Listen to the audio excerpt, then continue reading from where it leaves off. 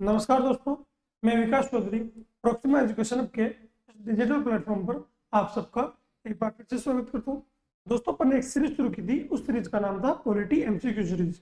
इसमें अपन पॉलिटी के प्रत्येक टॉपिक को ले रहे हैं और उससे रिलेटेड जितने महत्वपूर्ण एमसीक्यू हो सकते हैं उनको सोल्व कर रहे हैं। तो इसी सीरीज में आगे बढ़ते हुए आज अपन सोल्व करेंगे डीपीएसपी के यानी जो नीति निर्देशक तत्व है राज्य के, उनके बारे में, और दूसरे जो मौलिक कर्तव्य है इनसे रिलेटेड जितने भी एमसीक्यू बनेंगे उन सबको अपन सोल्व करेंगे। इससे पहले अपन मौलिक अधिकार, नागरिकता, संविधान सभा, है ना, संविधान सभा की जो समितियां हैं इन सब के बारे में डिस्कस कर चुके हैं। तो आइए चलते हैं। तो सबसे पहले आज कौन सा टॉपिक पढ़ेंगे अपन? डीपीएसपी यानी directive principle of state policy, नीति निर्देशक तत्व, और फंडामेंटल ड्यूटी यानी कौन से मौलिक कर्तव्य, इनसे रिलेटेड एमसीक्यू देखेंगे। आइए चलते हैं। सबसे पहले अपन ये एक टेबल के जरिए थोड़ा सा डिफाइन कर लेते हैं, है ना, इनके बारे में अच्छे से कि मौलिक कर्तव्य क्या हो, मौलिक अधिकार क्या है और नीति निर्देशक क्या है, तत्व क्या है, दोनों में क्या डिफरेंसेज है। कभी कभी इनसे रिलेटेड क्वेश्चन पूछ लिए जाते हैं। आज उनको दोनों को अपन क्या कर देते हैं, डिफाइन कर देते हैं। ठीक है ना।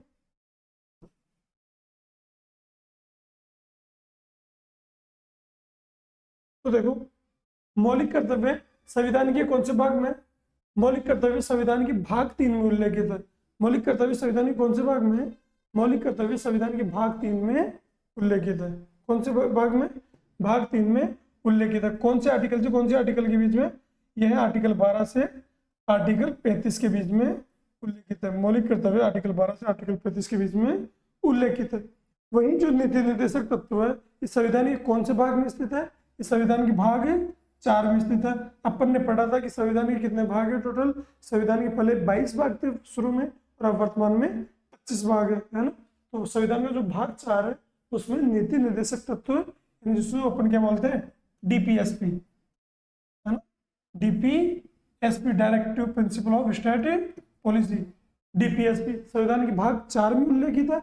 और कहां से कहां तक उल्लेखित है? ये आर्टिकल 36 से आर्टिकल 51 तक ये उल्लेखित है। आर्टिकल 36 से आर्टिकल 51 तक संविधान में नीति निर्देशक तत्व उल्लेखित है। इसके अलावा जो दूसरा डिफरेंसेस है, मौलिक कर्तव्य हमने कहां से लिए है ना, अपन ने संविधान के स्रोत पढ़े थे, वहां पर अपन ने बात की थी कि मौलिक कर्तव्य हमने कहां से लिए? अमेरिका से लिए।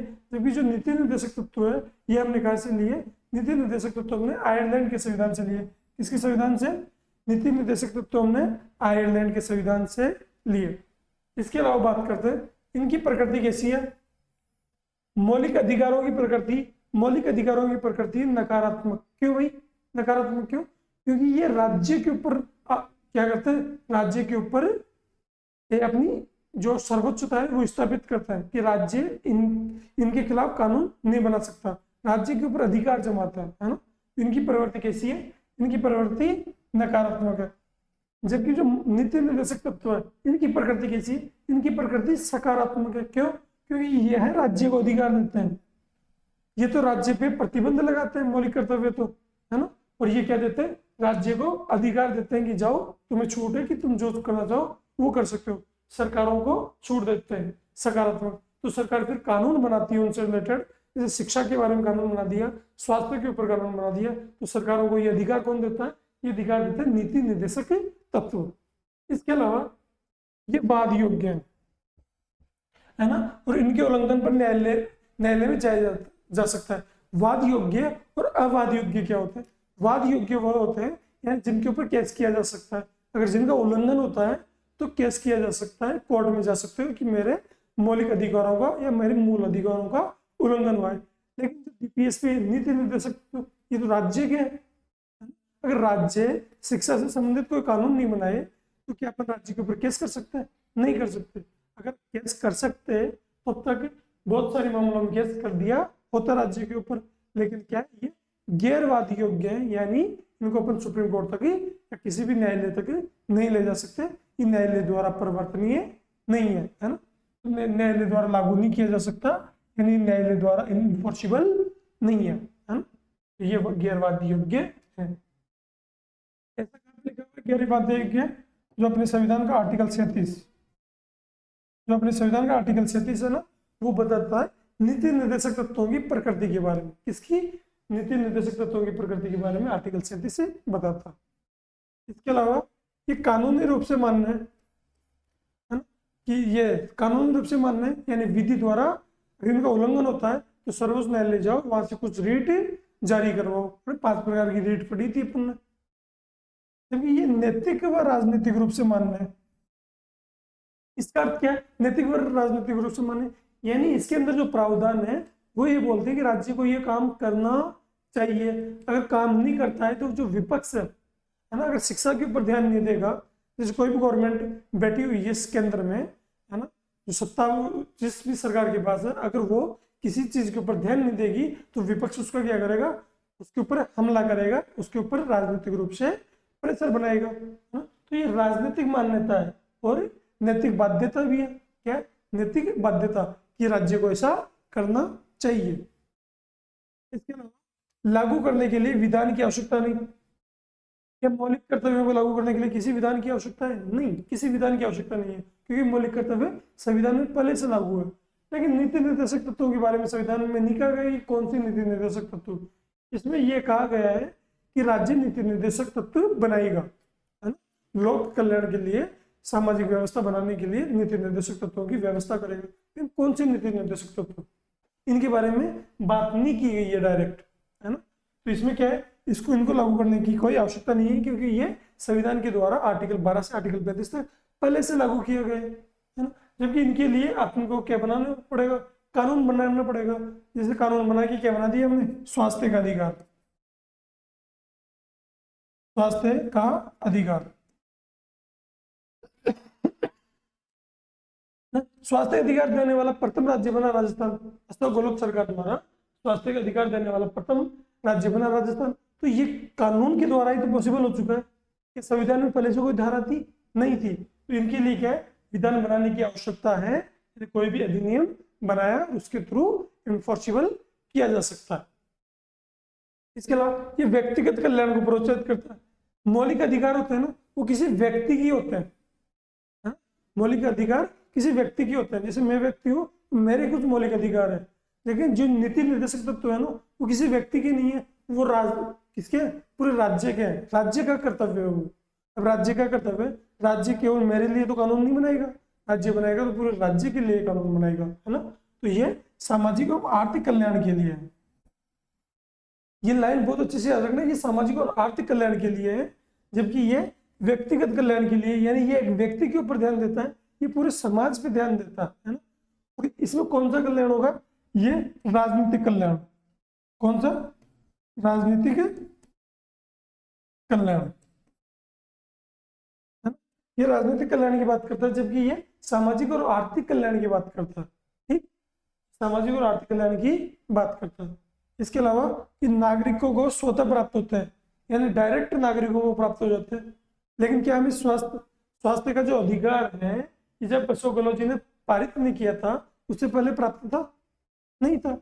कल अगर मैं राजस्थान का सीएम बन जाऊं और मैं लागू कर दूं कि सभी प्रकार की जो प्राइवेट स्कूलें हैं उनको बंद किया जाता है, अब जो भी पढ़ाई होगी ना, वो जो कोचिंग खुलेगी, सब खुलेगी, ये सब फ्री है ना। तो ये क्या अधिनियम के द्वारा पॉसिबल हो सकता है, पहले से तो नहीं है। तो कोई अधिनियम बना के सरकार जो चाहे ना वो काम कर सकती है लोगों के लिए, है ना। तो इसको ये राज्य द्वारा लागू करने के बाद में नागरिकों को प्राप्त होते हैं। तो राज्य ने लागू किया क्या? स्वास्थ्य का अधिकार। इसके बाद में ये लागू हुआ। ठीक है, तो ये मौलिक अधिकार हो गए, ये नीति निर्देशक तत्व हो गए।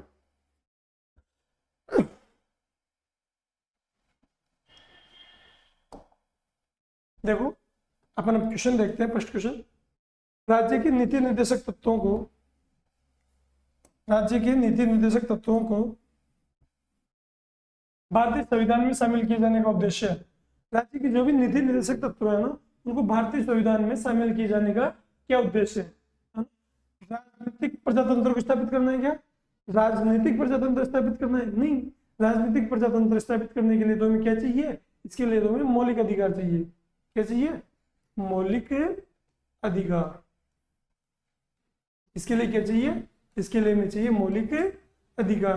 तो सामाजिक प्रजातंत्र स्थापित करना, ठीक। नीति निर्देशक तत्वों से अपन सामाजिक प्रजातंत्र को स्थापित करेंगे, ये भी सही बात है ना। लेकिन गांधीवादी प्रजातंत्र को स्थापित करेंगे, गांधीवादी प्रजातंत्र को भी स्थापित करेंगे, ये भी सही बात है। लेकिन सामाजिक और आर्थिक प्रजातंत्र को स्थापित करेंगे। सबसे बड़ी बात क्या है, इस अपन सामाजिक और आर्थिक प्रजातंत्र की बात कर रहे हैं, है ना। जैसे ये रहा, इसके अंदर अपन ने किसकी बात की, सामाजिक और आर्थिक कल्याण की बात की, किसकी, सामाजिक और आर्थिक कल्याण की बात। तो वही तो प्रजातंत्र स्थापित करना है ना। तो जो उपयुक्त ऑप्शन है, सबसे ज्यादा जो उपयुक्त ऑप्शन है वो कौन सा है, ऑप्शन नंबर डी, कि सामाजिक और आर्थिक कल्याण की बात करेंगे। बाकी इसमें गांधीवादी प्रजातंत्र की भी बात की गई है और सामाजिक प्रजातंत्र की बात की गई है। राजनीतिक प्रजातंत्र की बात इसमें नहीं की गई है। राजनीतिक प्रजातंत्र की बात किसमें की गई है, मौलिक अधिकारों में की गई है। ठीक, इसका आंसर हो जाएगा डी। देखो, राज्य के नीति निर्देशक तत्वों के बारे में विचार कीजिए। ये तत्व देश के सामाजिक आर्थिक लोकतंत्र की व्याख्या करते हैं। सही बात है क्या, ये देश की सामाजिक आर्थिक लोकतंत्र की व्याख्या करते हैं। अभी अपन ने वही पढ़ा है कि सामाजिक आर्थिक जो लोकतंत्र है उसकी ये व्याख्या करते हैं। ठीक, इसके अलावा इन तत्वों में अंतर्निष्ठ उपबंध किसी न्यायालय द्वारा परिवर्तनीय नहीं है। अपन ने यही तो पढ़ा कि न्यायालय द्वारा ये वाद योग्य नहीं है। कौन से, ये गैर वाद योग्य है। कैसे, गैर वाद योग्य। और गैर वाद योग्य का अर्थ क्या होता है, यानी इनको न्यायालय में जाकर लागू नहीं करवाई जा सकता, न्यायालय द्वारा इन्फोर्सेबल ये नहीं है। तो ये बात भी बिल्कुल सही है। तो कथन एक भी सही है और कथन दो भी सही है। तो इसका आंसर क्या जाएगा, कथन एक और कथन दो दोनों सही है। सही पूछा है ना, तो कथन एक और दो दोनों ही इसमें सही हो जाते हैं। नेक्स्ट क्वेश्चन, भारतीय संविधान में निम्नलिखित नीति निर्देशक तत्वों की प्रेरणा हमें किस संविधान से मिलती है। अभी हमने पढ़ा कि जो नीति निर्देशक तत्व है भारतीय संविधान में, वो हमें कहां से मिले, वो हमें किससे मिले, आयरलैंड के संविधान से। किसके संविधान से मिले, आयरलैंड के संविधान से। जो अपने डीपीएसपी है, नीति निर्देशक तत्व, directive principle of state policy, ये हमें कहां से मिले, ये हमें मिले आयरलैंड से। कहां से, आयरलैंड। तो बच्चों मूल अधिकार कहां से मिले,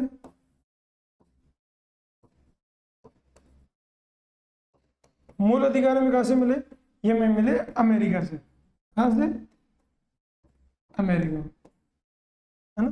और जो ये अपने मौलिक मूल कर्तव्य है, जो मूल कर्तव्य है वो हमने कहां से लिए, वो हमने लिए सोवियत संघ से, यानी रूस से, है ना। तो इन तीनों चीजों को आप याद रखना कि सोवियत रूस से लिए थे। तो इसका आंसर तो क्या होगा, आयरलैंड।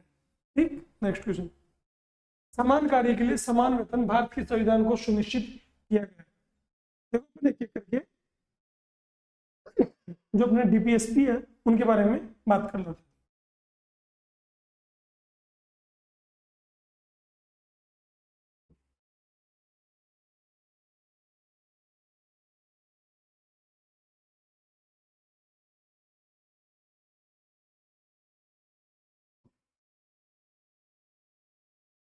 ठीक है, तो डीपीएसपी की बात करते हैं। तो डीपीएसपी कहां से शुरू है, आर्टिकल 36 से आर्टिकल 51 तक। आर्टिकल 36 में क्या है, आर्टिकल 36 से 51 तक है। तो आर्टिकल 36 में राज्य की बात की गई है कि राज्य क्या होगा, है ना। आर्टिकल 36 में राज्य की बात की गई है कि राज्य क्या होगा, डीपीएसपी के अनुसार राज्य क्या है ना। तो उसको तो छोड़ते हैं अपन, आर्टिकल 37 से बात करते हैं।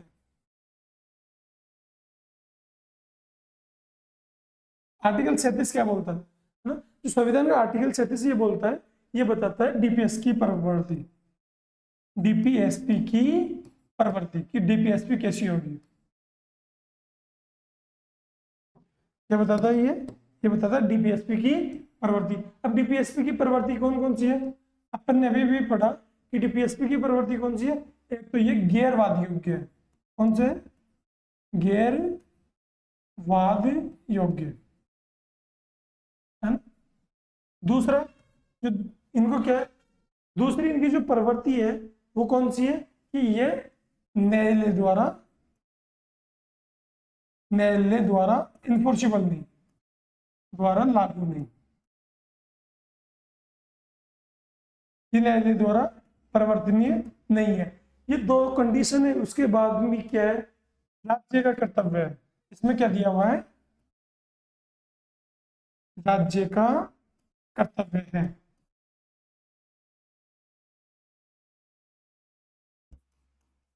राज्य का कर्तव्य, क्या कर्तव्य है राज्य का, राज्य का कर्तव्य है कि वह कुछ कानून बना के डीपीएसपी को क्या करे, लागू करे।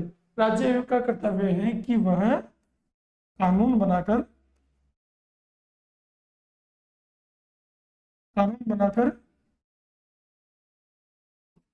डीपीएसपी को लागू करें, है ना। तो राज्य का कर्तव्य है कि वह कानून बनाकर डीपीएसपी को लागू करे, ये अपना आर्टिकल 37 बोलता है। ठीक, इसके बाद में आर्टिकल 38 क्या बोलता है, आर्टिकल 38, अपना जो संविधान का आर्टिकल 38 है, ये बोलता है कि हमें क्या करना चाहिए, है ना, कि राज्य को, है ना, राज्य को क्या करना चाहिए, लोक कल्याण को, लोक कल्याण हेतु, राज्य को लोक कल्याण हेतु सामाजिक व्यवस्था बनानी चाहिए। कैसी व्यवस्था बनानी चाहिए, एक सामाजिक व्यवस्था बनानी चाहिए। राज्य को लोक कल्याण हेतु सामाजिक व्यवस्था बनानी चाहिए। कैसी व्यवस्था, सामाजिक व्यवस्था। राज्य को लोक कल्याण हेतु सामाजिक व्यवस्था बनानी चाहिए, ऐसा आर्टिकल 38 में बोला गया। आर्टिकल 39 क्या बोलता है, आर्टिकल 39 में, आर्टिकल 39 जो घ है, ये इंपॉर्टेंट है। आर्टिकल 39 घ, ये क्या बोलता है, ये बोलता है समान कार्य के लिए समान वेतन, समान कार्य के लिए, समान कार्य के लिए समान वेतन, समान कार्य के लिए समान वेतन। ये कौन बोलता है, ये बोलता है आर्टिकल 39 घ, और एक है आर्टिकल 39 का, आर्टिकल 39 का, आर्टिकल 39 का क्या बोलता है, आर्टिकल 39 का ये बोलता है कि गरीबों को क्या दिलाओ, गरीबों को न्याय दिलाओ और निःशुल्क विधिक सहायता प्रोवाइड कराओ। क्या कराओ, गरीबों को न्याय, गरीबों को न्याय व निःशुल्क, है ना। आर्टिकल 39 का क्या बोलता है कि गरीब, राज्य क्या करेगा, राज्य क्या करेगा, राज्य गरीबों को न्याय व निःशुल्क विधिक सहायता प्रोवाइड करवाएगा। कौन सहायता, विधिक सहायता, यानी जो भी कानूनी सहायता हो सकती है, वकील वगैरह, है ना, विधिक सहायता, वकील वगैरह उपलब्ध कराएगा, विधिक सहायता उपलब्ध करवाएगा। ठीक है ना, कौन कराएगा, ये सब राज्य के कार्य है कि राज्य को क्या क्या करना चाहिए। ये सब चीजें नीति निर्देशक तत्व क्या है कि राज्य को क्या करना चाहिए, है ना। अगर राज्य ये काम नहीं करता है तो क्या राज्य को अपन कोर्ट ले जा सकते हैं, नहीं, लेकिन राज्य की आलोचना कर सकते हैं। तो यहाँ पर राज्य का मतलब किससे, आर्टिकल 36 के अंदर यहाँ पर राज्य का मतलब सरकार से, किससे, सरकार, जो उस समय सरकार में बैठे हुए हैं। जैसे राजस्थान में कौन सी गवर्नमेंट है, बीजेपी गवर्नमेंट सत्ता में बैठी हुई है, तो बीजेपी गवर्नमेंट के कार्य है ये सारे, है ना, कि बीजेपी गवर्नमेंट को क्या करना चाहिए, ये सारे काम करने चाहिए, है ना। तो वो है यहाँ पे अभी राज्य। इसके बाद में आर्टिकल 40 है, आर्टिकल 40 अपने महात्मा गांधी की जो सपनों का आदर्श गांव है उसके ऊपर है ना। इसके ऊपर यहाँ पर क्या होना चाहिए कि ग्राम पंचायतों का गठन, ग्राम पंचायतों का गठन होना चाहिए। आर्टिकल 40 क्या बोलता है, आर्टिकल 40 बोलता है कि ग्राम पंचायतों का गठन होना चाहिए, है ना। तो ग्राम पंचायतों से रिलेटेड जो भी पंचायती राज हो गया वो कहाँ पे आ गया, यहाँ पे अपन बोल सकते हैं कि पंचायती राज।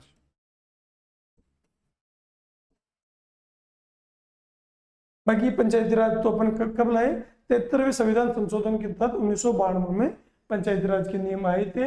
1959 से पंचायती राज व्यवस्था शुरू हो गई थी बगदरी गांव उदयपुर से, है ना। ये जो अपने डीपीएसपी में लिखा हुआ है ग्राम पंचायतों के गठन के बारे में। ठीक,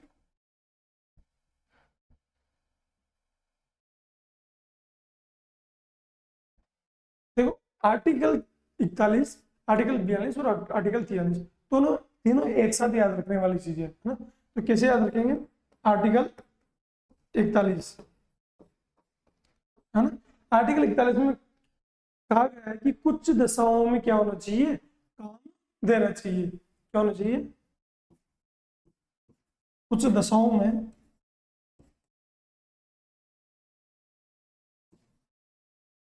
काम, शिक्षा व लोकशाही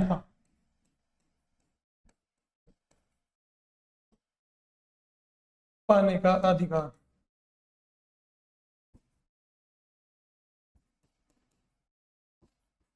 लोक सहायता पाने का अधिकार सुनिश्चित करेगा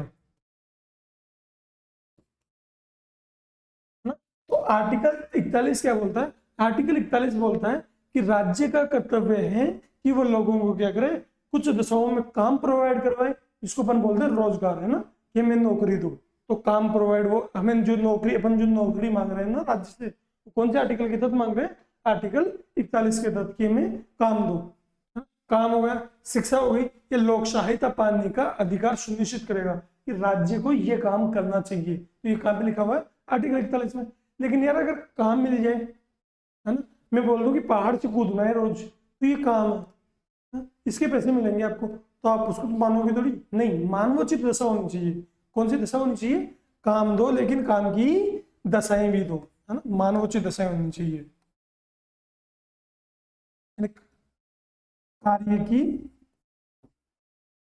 कार्य की मानवोचित दशाएं होनी चाहिए। कौन सी दशाएं? मानवोचित दशाएं, यानी जो मानव कर सके, ऐसी मानव के लिए जो उचित हो वो दशाएं भी प्रोवाइड करो, मानवोचित दशाएं। और यहां से जो कॉन्सेप्ट निकल के आता है, यानी मानवोचित दशाओं से जो बार बार एग्जाम में पूछा जाता है, वो पूछा जाता है प्रसूति सहायता। कौन सी? प्रसूति सहायता।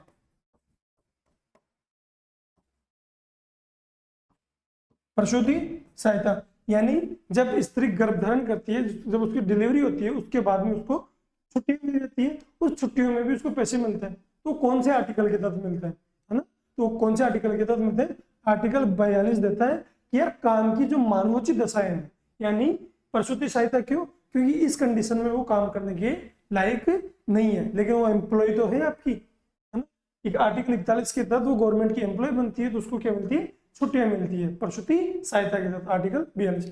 अब यदि मैंने काम भी दे दिया, काम की दशाएं दे दी, लेकिन मैं आपको पेमेंट ही नहीं दूं, तो पेमेंट भी तो चाहिए। पेमेंट चाहिए तो पेमेंट कौन से आर्टिकल के तहत मिलेगा? आर्टिकल 43। कौन सा आर्टिकल? आर्टिकल 43। तो आर्टिकल 43 क्या बोलता है? आर्टिकल 43 बोलता है आपने काम दे दिया, काम की दशाएं दे दी, तो अब इतना पैसा तो दो जो जीविका अर्जन कर सके, है ना। जीविका अर्जन हेतु, है ना, जीविका अर्जन हेतु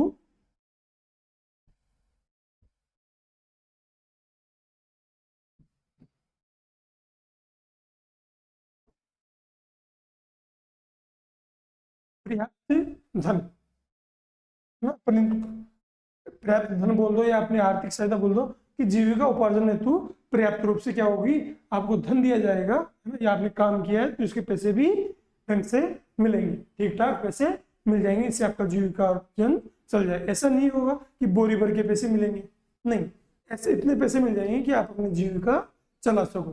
तो ये सारी बातें ये अपने हो गए आर्टिकल 39 से जो आर्टिकल 43 तक है ये, है ना। इसके बाद में जो कुछ आर्टिकल और रह गए, जैसे आर्टिकल 43A, कौन सा? आर्टिकल 43A, है ना। आर्टिकल 43A क्या है? आर्टिकल 43 ये बोलता है, ये आर्टिकल 43 में एक और कॉन्सेप्ट आता है यहाँ पे, ये आता है कुटीर उद्योग। कौन सा?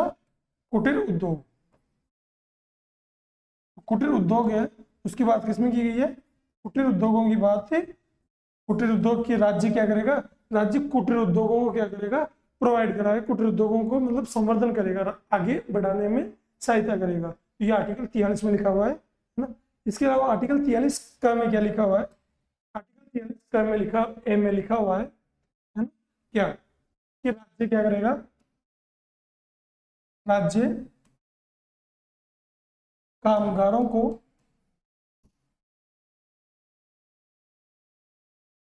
प्रबंधन में, उद्योगों के प्रबंधन में, उद्योगों के प्रबंधन में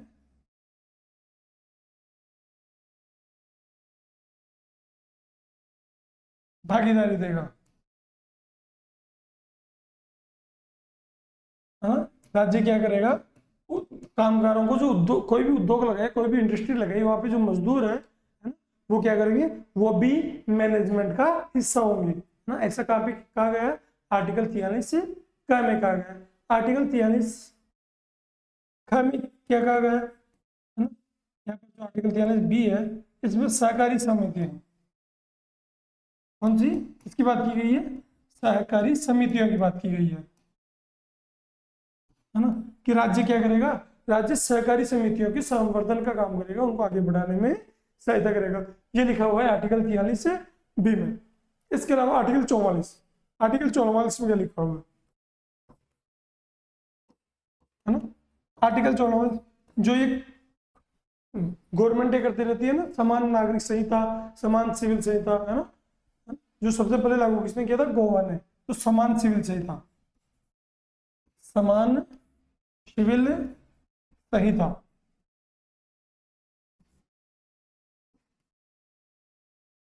तो समान सिविल संहिता की बात कौन करता है, आर्टिकल 44 अपने समान सिविल संहिता की बात करता है। यूनिफॉर्म कोड होता है, उसके बारे में कौन बात करता है, ये बात करता है कि सभी लोगों के लिए, भारत के जो राज्य क्षेत्र में रहने वाले जो सभी लोग हैं, इनके लिए एक समान कानून व्यवस्था बनाई जाएगी, किसी के साथ कानून के आधार पर भेदभाव नहीं किया जाएगा, है ना। जैसे तलाक का मामला होता है, हिंदू धर्म में अलग है, मुस्लिम धर्म में अलग है ना। विवाह का मामला, हिंदू धर्म में लिखा हुआ है कि एक विवाह करो, और मुस्लिम धर्म में कितने बहुविवाह की, मतलब जो बहुविवाह है वो प्रचलित है ना। तो ये एक तो अलग अलग कानून हो गए, अलग अलग कानून हो गए ना। तो इन सब कानूनों को एक करो, है ना, और सभी लोगों के लिए एक कानून बनाओ, ये बात करता है आर्टिकल 44 समान नागरिक संहिता। इसके बाद में आर्टिकल 45, आर्टिकल 45 ये बोलता है कि राज्य क्या करेगा, 0 से 6 वर्ष के जो बच्चे हैं, 0 से 6 वर्ष के जो बच्चे हैं, उनको बाल्य अवस्था का जो भी पोषण है वो शिक्षा प्रोवाइड कराएगा। 0 से 6 वर्ष के बच्चों हेतु हेतु बाल्यावस्था सहायता,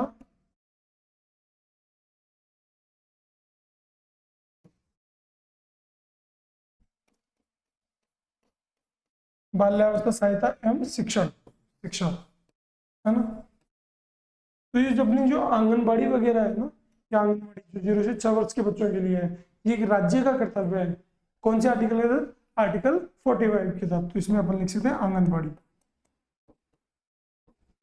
जो आंगनबाड़ी वाली जो व्यवस्था है ना, आंगनबाड़ी की जो व्यवस्था है वो कौन से आर्टिकल के तहत है, आर्टिकल 45 के तहत है। तो ये आर्टिकल 45 शुरू से ऐसा ही था कि 0 से 6 वर्ष के बच्चों के लिए ही था, नहीं, ये शुरू से ऐसा नहीं था। इसका स्ट्रक्चर पहले क्या था कि राज्य का कर्तव्य होगा कि राज्य 0 से 14 वर्ष के तक के बच्चों को क्या करेगा, शिक्षा प्रोवाइड करवाएगा।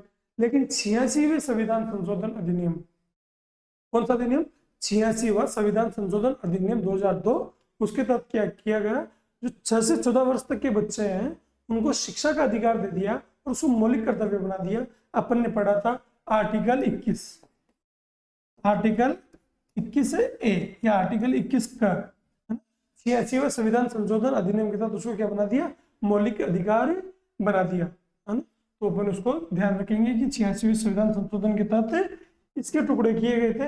ये पहले क्या था, 0 से 14 वर्ष था, लेकिन 6 से 14 वर्ष तो किसमें डाल दिया, मौलिक अधिकार डाल दिया, और 0 से 6 वर्ष का राज्य के ऊपर डाल दिया। ठीक है, तो 0 से 6 वर्ष किसका होगा, राज्य की जिम्मेदारी होगी कि राज्य क्या करेगा, ये काम करेगा, 0 से 6 वर्ष के बच्चों को शिक्षा प्रोवाइड कराएगा। ठीक, इसके अलावा आर्टिकल 46, आर्टिकल 46, आर्टिकल 46 क्या बोलता है,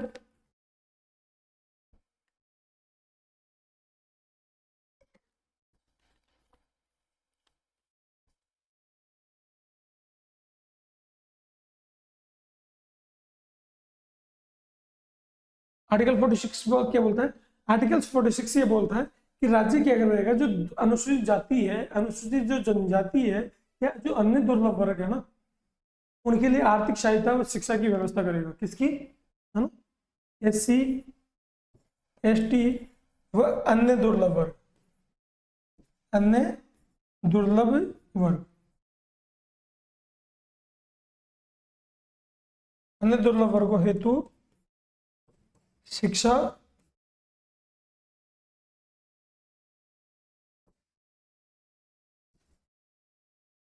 व आर्थिक सहायता, व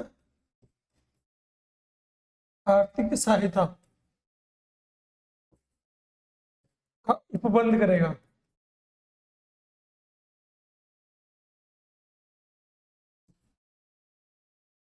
राज्य क्या करेगा? SC ST व अन्य दुर्लभ वर्गों हेतु क्या करेगा?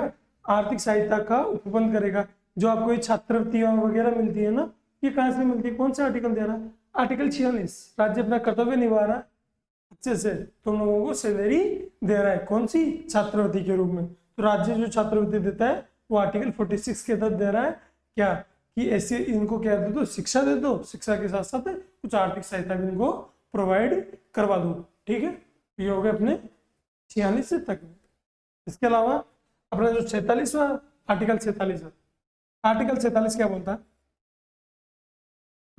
आर्टिकल 46 बोलता है यार, राज्य का कर्तव्य ये भी तो है ना कि जिन लोगों के पास पोषण नहीं है ना, उनको पोषण उपलब्ध कराए। जिन लोगों के पास हॉस्पिटल की सहायता नहीं है, उनको हॉस्पिटल की सहायता उपलब्ध कराए। स्वास्थ्य का भी तो ध्यान रखना पड़ेगा, है ना। तो पोषाहार, जीवन स्तर,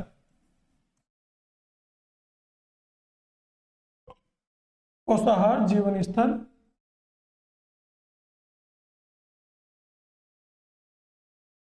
व लोक स्वास्थ्य, लोक स्वास्थ्य,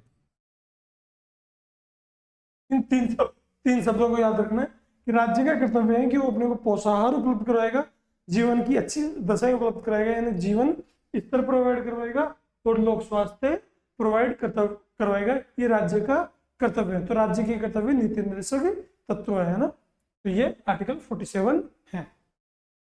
इसके अलावा तो देखो ये पोषाहार, जीवन स्तर वगैरह, तो यहाँ से एक जो कॉन्सेप्ट निकल के आता है वो एग्जाम में बार बार पूछा जाता है। तो मादक पदार्थ है, मादक पदार्थों का निषेध, मादक पदार्थों का निषेध यानी जो शराब वगैरह है ना, जो ड्रग्स है, इन सबको राज्य क्या करेगा? पकड़ेगा, है ना। तो ये मादक पदार्थों का निषेध यानी इन सबको बैन करेगा। तो ये कौन से आर्टिकल के तहत है? आर्टिकल 47 ये बोलता है कि केवल जो ड्रग्स है ना, उनका यूज किसमें किया जाना चाहिए? दवाई बनाने में किया जाना चाहिए, इसके अलावा कहीं पर भी नहीं किया जाना चाहिए, उनका निषेध किया जाना चाहिए। तो आर्टिकल 47 क्या होगा? ये होगा किससे रिलेटेड? पोषाहार, जीवन स्तर और लोक स्वास्थ्य से रिलेटेड। इसके अलावा जो आर्टिकल 48 है ना, वो किससे रिलेटेड है? कृषि व पशुपालन, कृषि व पशुपालन।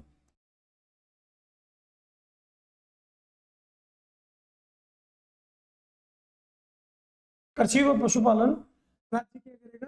कृषि व पशुपालन को जो आधुनिक ढंग से करवाएगा, किसको? कृषि पालन में जो आधुनिकता,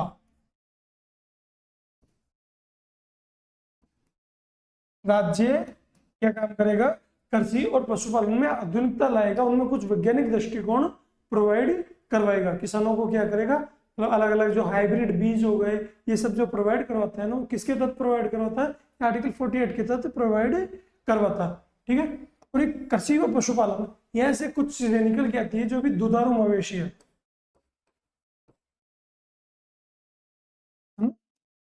दुधारू पशु है, यानी जो दूध देते हैं ना जो पशु, दुधारू मवेशी का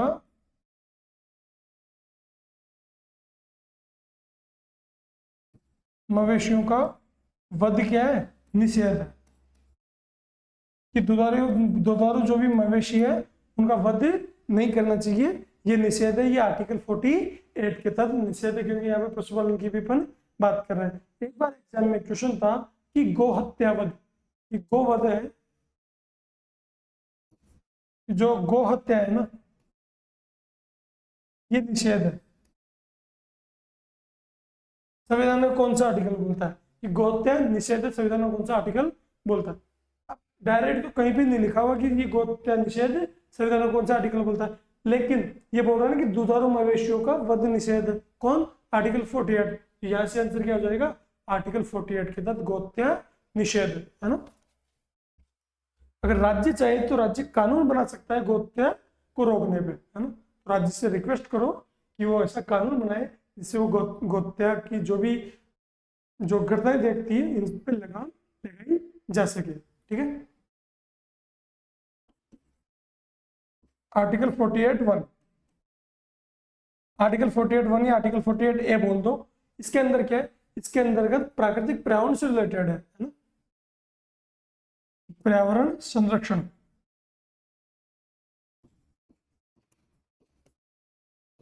पर्यावरण संरक्षण की बात की गई है आर्टिकल 48। इसकी बात की गई है पर्यावरण संरक्षण की बात की गई है आर्टिकल 48(a), है ना। इसमें क्या है? पर्यावरण का मतलब होगा यहाँ पर वन और वन्य जीव। कौन कौन? वन और वन्य जीव। पर्यावरण संरक्षण, वन व वन्य जीव।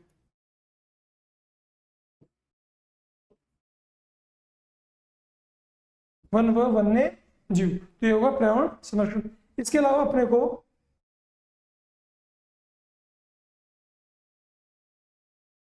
जो अपने आर्टिकल ये 49 है, आर्टिकल 49 क्या बोलता है? आर्टिकल 49 अपने को बोलता है कि जो राष्ट्रीय महत्व की जो इमारतें हैं, हाँ, जैसे हवा महल हो गया, ताजमहल हो गया, इन सबको क्या करो, इनको संरक्षित करने की जिम्मेदारी किसकी है? राज्य की है। तो राष्ट्रीय महत्व की इमारतें, राष्ट्रीय महत्व की इमारतें, है ना। तो राष्ट्रीय महत्व की जो इमारतें हैं, जो भी स्थल है, इनको संरक्षित करने की जिम्मेदारी किसकी है? राज्य की है। इसीलिए राज्य बहुत बार क्या बनाते हैं, कुछ पैसा कहीं पे ट्रांसफर कर रहे हैं, कुछ एलोरा के ऊपर कुछ खर्च कर रहे हैं, एलिफेंटा के ऊपर खर्च कर रहे हैं, हवा महल की मरम्मत में खर्च कर रहे हैं, चीजों की अलग अलग चीजें हैं। तो कौन से आर्टिकल के तहत? आर्टिकल 49 के तहत राज्य क्या करेगा? जो भी अपनी ऐतिहासिक इमारतें हैं या राष्ट्रीय महत्व की जो इमारतें हैं ना, उनका संरक्षण कौन करेगा? राज्य करेगा। राज्य की जिम्मेदारी है। इसके अलावा आर्टिकल 50, आर्टिकल 50 आप याद रखना। आर्टिकल 50 क्या है? कार्यपालिका व न्यायपालिका की पृथक्करण से रिलेटेड है। किससे? कार्यपालिका व न्यायपालिका का पृथक्करण। कार्यपालिका व न्यायपालिका की पृथक्करण से रिलेटेड है क्या? कार्यपालिका और न्यायपालिका की पृथक्करण से रिलेटेड है। कौन सा आर्टिकल? आर्टिकल 50। एक आर्टिकल और रह गया, वो है अपने अंतरराष्ट्रीय शांति से रिलेटेड, आर्टिकल 51। जो आर्टिकल 51 है वो किससे रिलेटेड है? आर्टिकल 51 अंतरराष्ट्रीय शांति से संबंधित है। तो ये हो गया, एक मिनट,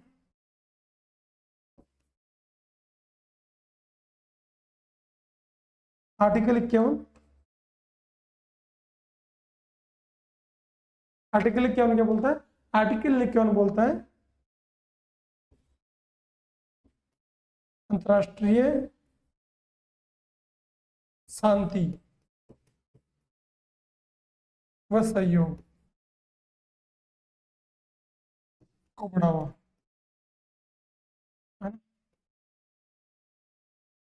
जो अपनी जो विदेश नीति है, उसका कहां से मिल रही है कि राज्य विदेश नीति अच्छी क्यों करनी चाहिए? क्योंकि आर्टिकल 51 में कहा गया है, आर्टिकल जो 51 है, यहाँ पे कहा गया है क्या? आर्टिकल 51 में कहा गया है कि राज्य का कर्तव्य है कि वह अंतर्राष्ट्रीय शांति व सहयोग को बढ़ावा देने वाले कार्य करेगा, यानी ऐसे कार्य करेगा जो अंतर्राष्ट्रीय शांति और सहयोग को बढ़ावा दे, है ना। ये होगा अपना आर्टिकल 51। तो अपन ने सारे आर्टिकल क्लियर कर दिए अपने।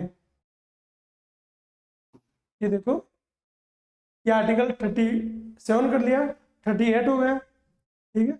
इसके बाद में 39 का 40, 41, 42, 43 ये सारे आर्टिकल कर लिए अपन ने। इसके अलावा 43A, 43B, 44, 45, 46, 47, 48, 49A और ये 49 हो गया। ये 50 हो गया और ये 51 होगा। हाँ, तो अपने जो 36 से 51 तक जितने भी आर्टिकल थे ना, इंपोर्टेंट आर्टिकल, वो अपन ने कवर कर लिया। ठीक है, तो ये अपने नीति निर्देशक तत्वों से रिलेटेड जितने भी आर्टिकल है वो कवर हो चुके हैं। अब क्या करेंगे अपन, यहाँ से एमसीक्यू सोल्व करते हैं, इनकी जो भी एमसीक्यू है वो सोल्व करते हैं।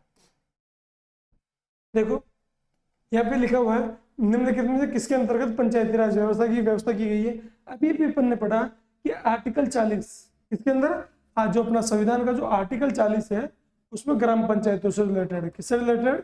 आर्टिकल 40 है, यह है ग्राम पंचायतों के गठन से रिलेटेड है। तो ग्राम पंचायतों का गठन तो पंचायती राज व्यवस्था भी बताएगा। पंचायती राज व्यवस्था क्या है? ग्राम पंचायत से रिलेटेड ही तो है। तो यह किसमें दिखाया गया है? ये अपने मौलिक अधिकारों के अंदर, ये नीति निर्देशक तत्वों के अंदर दिखाया गया है, आर्टिकल 40 के अंदर, है ना। इसमें नीति निर्देशक तत्वों में दिखाए गए आर्टिकल 40 के अंडर में। नेक्स्ट क्वेश्चन, निम्नलिखित अनुच्छेदों में से कौन सा एक राज्य सरकार को ग्राम पंचायतों को संगठित करने के लिए निर्देशित करता है? कौन सा आर्टिकल ये बोलता है कि ग्राम पंचायतों का कर्तव्य होगा कि वो क्या करे? ये राज्य सरकार का कर्तव्य होगा कि वो ग्राम पंचायतों को संगठित करे, है ना, और पंचायती राज व्यवस्था को सुदृढ़ करें, क्योंकि अपने गांधी जी का ये भी यही सपना था। तो कौन सा आर्टिकल होगा? आर्टिकल 40। आर्टिकल 40 क्या बोलता है? आर्टिकल 40 हो गया किससे रिलेटेड? पंचायतों को संगठित करने से रिलेटेड। ठीक है, नेक्स्ट क्वेश्चन, ग्राम पंचायतों का गठन। ग्राम पंचायतों का गठन कौन सा आर्टिकल? ग्राम पंचायतों का गठन आर्टिकल 50। अच्छा, इसमें ऑप्शन नहीं लिखे हुए क्या? तो देखो, ग्राम पंचायतों का गठन, ग्राम पंचायतों का गठन कौन सा आएगा? यह हो गया आर्टिकल 40। कौन सा? आर्टिकल 40। इसमें लिखा हुआ है ना ये आर्टिकल 40। तो यहाँ पे ये कौन सा हो जाएगा? पांचवा ऑप्शन। इसके अलावा समान आचार संहिता, समान आचार संहिता कौन सी? आर्टिकल 44।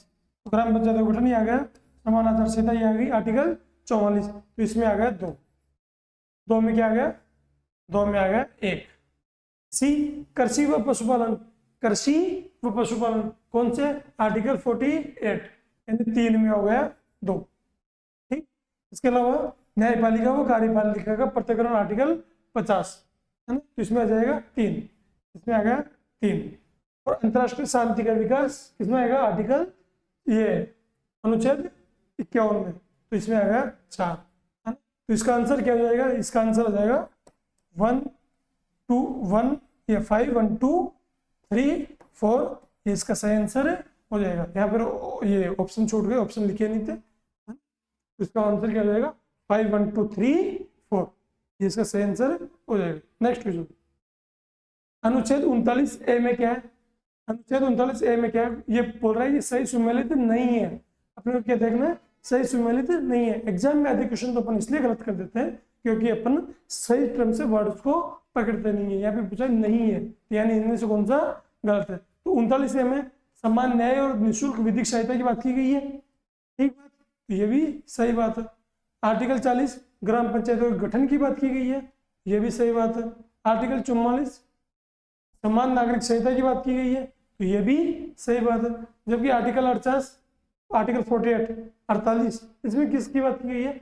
आर्टिकल 48 में किसकी बात की गई है? कृषि व पशुपालन की बात की गई है। यहाँ पर क्या बोल रहा है? न्यायपालिका किसे? नगर पालिका, न्यायपालिका का कार्यपालिका से पृथक्करण। 48 में तो किसकी बात की गई है? 48 में बात की गई है कृषि व पशुपालन। किसकी? कृषि व पशुपालन, कृषि व पशुपालन की बात की गई है किसमें? आर्टिकल 48 में। जबकि न्यायपालिका का कार्यपालिका से पृथक्करण की बात कहां पर की गई है? न्यायपालिका का कार्यपालिका से पृथक्करण की बात की गई है आर्टिकल किसमें? 50 में। कौन से आर्टिकल में? आर्टिकल 50 के अंदर न्यायपालिका का कार्यपालिका से पृथक्करण की बात की गई है। नेक्स्ट क्वेश्चन, इसमें गलत कौन सा हो जाएगा? ये, ठीक है। नेक्स्ट क्वेश्चन देखो, न्यायपालिका व कार्यपालिका का पृथक्करण आर्टिकल 50 सुमेलित नहीं है, यही पूछ रहा है। तो न्यायपालिका का कार्यपालिका से पृथक्करण आर्टिकल 50 सही हो गया। ये तो अनुसूचित जातियों तथा अनुसूचित जनजातियों के शैक्षणिक तथा आर्थिक हितों की अभिवृद्धि। अभी अपन ने आर्टिकल 46 में पढ़ा, क्या पढ़ा? कि राज्य का कर्तव्य होगा कि वो SC ST व अन्य दुर्लभ वर्गों हेतु शिक्षा व आर्थिक सहायता प्रोवाइड करवाएगा, है ना, आर्थिक हितों की अभिवृद्धि करेगा। तो आर्टिकल 46 ये भी सही होगा। सहकारी सोसाइटी का संवर्धन आर्टिकल 43A, क्या ये सही है? नहीं।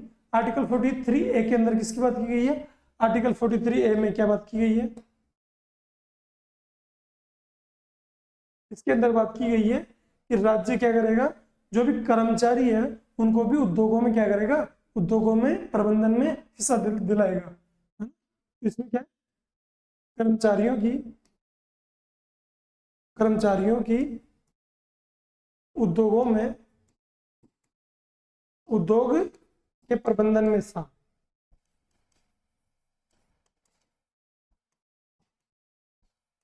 है ना। तो आर्टिकल 43A क्या है, कर्मचारियों का जो प्रबंधन में जो हिस्सा है उसकी बात करता है 43A। तो जबकि सहकारी समिति की बात किसमें होती है? सहकारी समिति की बात होती है आर्टिकल 43B में। इसमें आर्टिकल जो 43B है इसके अंदर बात होती है सहकारी समिति की। तो ये ऑप्शन तो हो गया अपना गलत, ठीक है। ग्राम पंचायतों का गठन अनुच्छेद 40 में उन्हें वो स्वायत्त शासन की इकाई के रूप में कार्य करने के योग्य बनाना, ये अपने आर्टिकल 40 में बात की गई है। नेक्स्ट क्वेश्चन, इसका आंसर क्या जाएगा? Option C. मनरेगा कार्यक्रम निम्नलिखित से भारतीय संविधान के किस अनुच्छेद को लागू करने के लिए लाया गया? देखो, मनरेगा कार्यक्रम किस अनुच्छेद के तहत है? मनरेगा क्या है कि काम तो दो, है ना। तो मनरेगा लागू किया गया आर्टिकल 41 के तहत। किसके तहत? आर्टिकल 41 के तहत, ठीक। अब इसमें आर्टिकल 41 तो दिख ही नहीं रहा, क्योंकि आर्टिकल 41 क्या बोलता है कि काम तो दो, कुछ प्रावधानों के अंदर क्या करेगा, राज्य का कर्तव्य होगा कि वह काम, शिक्षा वगैरह ये सब प्रोवाइड करवाएगा। तो आर्टिकल 41 के तहत काम दे देगा, किसके तहत? नरेगा के तहत, मनरेगा के तहत। तो लेकिन यहाँ पर तो आर्टिकल 43 है, आर्टिकल 45 है, आर्टिकल 50 है और आर्टिकल 47 है। आर्टिकल 41 तो है ही नहीं। इसका सही आंसर क्या करें? यहाँ पर देखो 45 के अंदर क्या किया गया है? 45 में बात की गई है किससे रिलेटेड? बच्चों की शिक्षा से रिलेटेड। तो ये बात करता है शिक्षा की। किसकी बात करता है ये? इस शिक्षा की बात करता है। आर्टिकल 53 की कार्यपालिका व न्यायपालिका का पृथक, कार्यपालिका व न्यायपालिका के पृथक्करण, आर्टिकल 50 कार्यपालिका न्यायपालिका के पृथक्करण की बात करता है। काम की बात तो फिर भी नहीं कर रहा, क्योंकि काम तो हमें नरेगा के तहत तो काम ही मिलेगा ना। आर्टिकल 47 इसके अंदर क्या कर रहा है? आर्टिकल 47 के अंदर क्या कर रहा है? आर्टिकल 47 के अंदर जो भी ये पोषाहार वगैरह है, पोषाहार, है ना,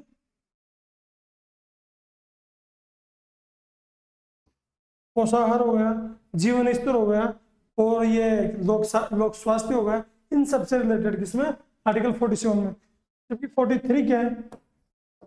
आर्टिकल 43 हमें काम देने, क्या किसी बात कर रही है? ये बात कर रही है कि इसकी पेमेंट की, आमदनी की, कार्य के धन, है ना, कार्य के धन की बात कर रही है कि हमने आर्टिकल 41 के तहत कार्य किए हैं, तो आप आर्टिकल 43 के तहत हमें क्या दो? पर्याप्त रूप से धन दो।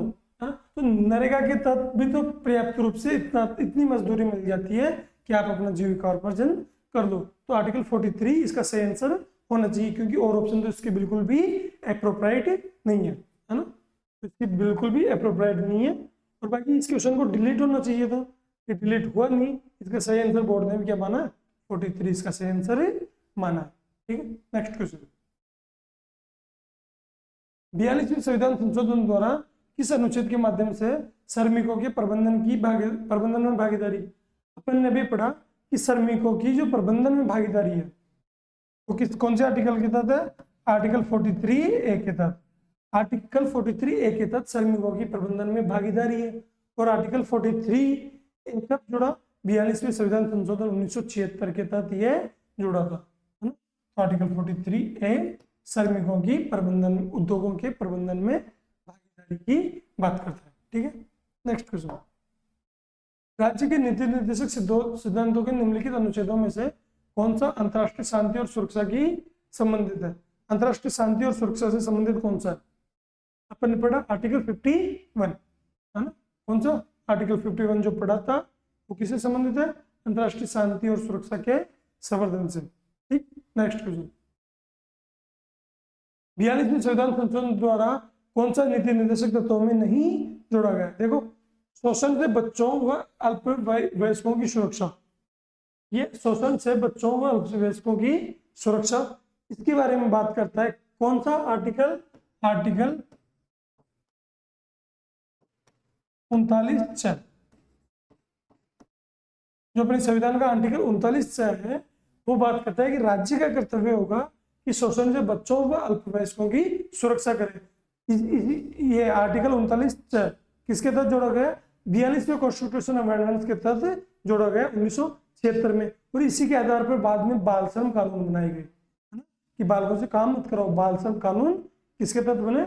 आर्टिकल 39(4) के तहत बने, है ना। ये कब जोड़ा था? 42वें संविधान संशोधन द्वारा जोड़ा गया। इसके अलावा समान न्याय व निःशुल्क विधिक सहायता, है ना, इसकी बात किसमें की गई है? समान न्याय व निःशुल्क विधिक सहायता की बात की गई है आर्टिकल 39 से कम। आर्टिकल 39 का में समान न्याय व निःशुल्क विधिक सहायता की बात की गई है। और यह भी कहाँ पे जोड़ा? यह भी बाद में जुड़ा है, क्योंकि अगर ये 39 होता तो 39 के बाद में 40 आता है डायरेक्ट, तो इसको 40 नाम देते, लेकिन बाद में जोड़ा गया 42वें संविधान संशोधन द्वारा। तो ये हो गया आर्टिकल 39 से कम। यह है समान आचार संहिता। और समान आचार संहिता कौन के आर्टिकल के तहत है? आर्टिकल 44। ये तो आर्टिकल 44 ये तो मूल संविधान में अवेलेबल है पहले से जो मूल संविधान बना हुआ था उसमें पहले से अवेलेबल है। ठीक है। इसके अलावा उद्योगों के प्रबंधन में श्रमिकों की भागीदारी आर्टिकल 43। आर्टिकल 43 का बोल दो, ये आर्टिकल 43 ए बोल दो। इसमें क्या है? उद्योगों के प्रबंधन में श्रमिकों की भागीदारी की बात की गई है। तो ये आर्टिकल और ये आर्टिकल, ये तीनों आर्टिकल 42वें संविधान संशोधन 1976 के द्वारा भारतीय संविधान में जोड़े गए थे, जबकि समान नागरिक संहिता पहले से ही भारतीय संविधान में अवेलेबल था। ठीक है, इसका आंसर क्या हो जाएगा? ऑप्शन नंबर सी इसका सही आंसर हो जाएगा। संविधान के निम्न से कौन से शोषण के विरुद्ध अधिकार को स्वीकार करता है? इस शोषण के विरुद्ध अधिकार को स्वीकार करता है। जो शोषण के विरुद्ध अधिकार है कि जो बच्चों का शोषण के विरुद्ध अधिकार, उसमें किसका शोषण नहीं होना चाहिए, है ना। तो संविधान में कुछ शब्द दिए गए, संविधान में कहीं भी दलित शब्द का प्रयोग ही नहीं किया गया। तो बच्चों के शोषण की बात की गई है कि बच्चों का शोषण नहीं करने देगा राज्य, है ना। राज्य किसका शोषण नहीं करने देगा? राज्य बच्चों का शोषण नहीं करने देगा, स्त्रियों का शोषण नहीं करने देगा और जनजातियों का शोषण नहीं करने देगा। दलितों की बात की गई नहीं। जो अपना संविधान है उसमें दलितों के बारे में कोई प्रावधान नहीं है, यानी दलितों की बात कही नहीं गई है।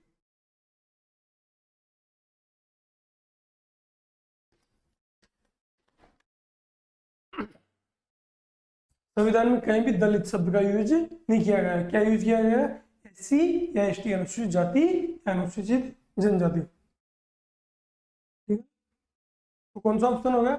ऑप्शन 1, 2 और ऑप्शन 3 सही है। बाकी ये दलितों के शोषण के बारे में बात कही नहीं गई है, दलित शब्द का यूज नहीं किया गया है अपने संविधान में। ठीक, ऑप्शन ए, बी और ये 1, 2 और 3 इसका सही आंसर होगा। क्योंकि बच्चों के बारे में कहाँ बात की गई है, महिलाओं के बारे में कहाँ बात की गई है। महिलाओं के शोषण के बारे में तो आर्टिकल जो 15 है ना, कि महिलाओं की गरिमा भी अपने को रखनी है, उसके अंदर बात की गई है। या फिर बच्चों के लिए आर्टिकल 24 के अंदर बात की गई है, और जो जनजातियों के लिए ये आर्टिकल 46 के अंदर बात की गई है ना। तो ये सब संविधान के अंदर बात की गई है, दलित शब्द का यूज नहीं किया गया है। ठीक है, नेक्स्ट क्वेश्चन। निम्न में से कौन सा राज्य का नीति निर्देशक तत्व नहीं है? मादक पेय के उपभोग का निषेध करना। निम्न में से कौन सा नीति निर्देशक तत्व नहीं है, यानी कौन सा डीपीएसपी का पार्ट नहीं है, ये पूछ रहा है कि कौन सा डीपीएसपी का पार्ट नहीं है। तो मादक पेय है इनके उपभोग को निषेध करना, ये कहाँ पे लिखा हुआ है? ये आर्टिकल 47 में लिखा गया है। कहाँ पे? आर्टिकल 47 में। हमने पढ़ा था आर्टिकल 47, वहां पे लिखा हुआ है मादक पेय के उपभोग को निषेध करना। क्यों? यहाँ पे पोषाहार की बात की गई है, तो यहाँ पे जो पोषण स्तर है ना, जीवन स्तर, उसकी बात की गई है, लोक स्वास्थ्य की बात की गई है, और मादक पेय पदार्थों को उपभोग को निषेध किया गया है। गायों और बछड़ों के वध को निषेध करना, ये कहाँ पे लिखा हुआ है? ये लिखा हुआ है आर्टिकल 48 में। इसमें आर्टिकल 48 में ये बात की गई है। इसके अलावा पर्यावरण का संरक्षण करना, उसका संवर्धन करना, है ना, पर्यावरण का संरक्षण करना, उसका संवर्धन करना, ये बात कहाँ पे की गई है? ये बात की गई है आर्टिकल 48A में। इसमें आर्टिकल 48A में ये बात की गई है। जबकि 16 वर्ष की आयु तक के बच्चों को निःशुल्क विधिक सहायता, ये तो कहीं पे भी बात नहीं की गई है। और कहीं पे भी जो भी बात की गई है ना, ये डीपीएसपी में कहाँ तक की बात की गई है? डीपीएसपी में बात की गई है 0 से 6 वर्ष, है ना, 0 से 6 वर्ष तक के बच्चों को निःशुल्क सहायता की बात की गई है। और जो आर्टिकल 21 है ना, आर्टिकल 21A जो फंडामेंटल राइट है, इससे रिलेटेड जो भी बात की गई है, उसमें कहां तक बात की गई है? 6 से 14 वर्ष, है ना, 6 से 14 वर्ष तक की बात की गई है। भाई कहीं पर भी 16 वर्ष तक के बच्चों की निःशुल्क शिक्षा की बात नहीं की गई है। तो ये आंसर तो क्या हो जाएगा? गलत हो जाएगा। नेक्स्ट क्वेश्चन की तरफ अपन चलते हैं। भारतीय संविधान के प्रतिष्ठान राज्य की नीति निर्देशक तत्वों के अंतर्गत निम्नलिखित प्रावधानों पर विचार कीजिए, है ना, कि निम्न में से कौन से जो प्रावधान है उनके ऊपर विचार करना है कि ये कौन कौन से प्रावधान है।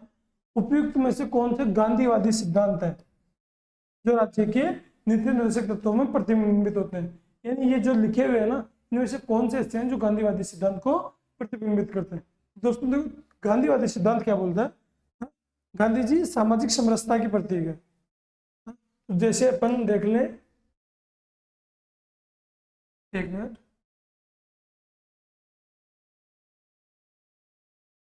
ये देखो, समान कार्य के लिए समान वेतन मिलना चाहिए, ये गांधीवादी सिद्धांत है क्या? हाँ, ये गांधीवादी सिद्धांत है ना।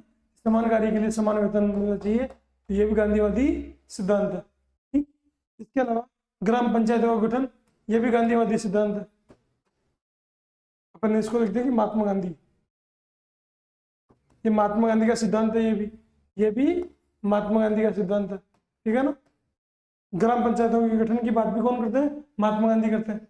इसके अलावा ये कार्य की मानवोचित दशाएं, प्रसूति सहायता, ये भी महात्मा गांधी का सिद्धांत है।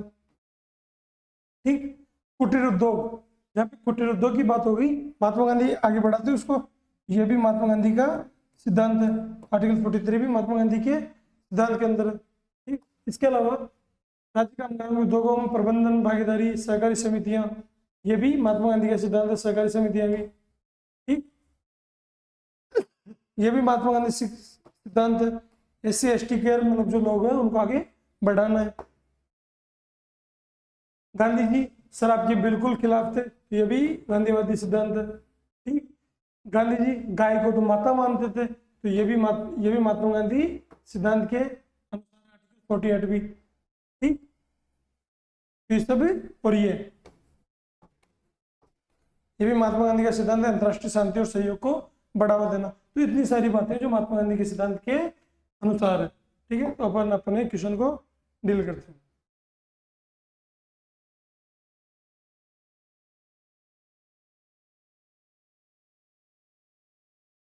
देखो, भारतीय नागरिकों के लिए जो समान नागरिक संहिता है, क्या ये महात्मा गांधी समान नागरिक संहिता की बात करते थे? नहीं, अपन ने भी बोला कि आर्टिकल 44 में हमने महात्मा गांधी का नाम नहीं लिखा। महात्मा गांधी जी बात ही नहीं करते समान नागरिक संहिता की। वो तो मानते हैं कि यार कोई कानून नहीं होना चाहिए, अगर कोई कानून है तो राज्यों के लिए होना चाहिए, तो वो कुछ केवल इतना होना चाहिए कि राज्य लोक कल्याण के लिए कार्य करें, लोगों पे कोई बोझ नहीं बने राज्य, है ना, तो उसकी बात करता है। तो समान नागरिक संहिता महात्मा गांधी सिद्धांत के अंदर नहीं है। ग्राम पंचायतों का गठन महात्मा गांधी सिद्धांत के अंदर है। ग्रामीण क्षेत्रों के कुटीर उद्योगों को प्रोत्साहित करना पनपड़ा भी महात्मा गांधी सिद्धांत के अंदर है।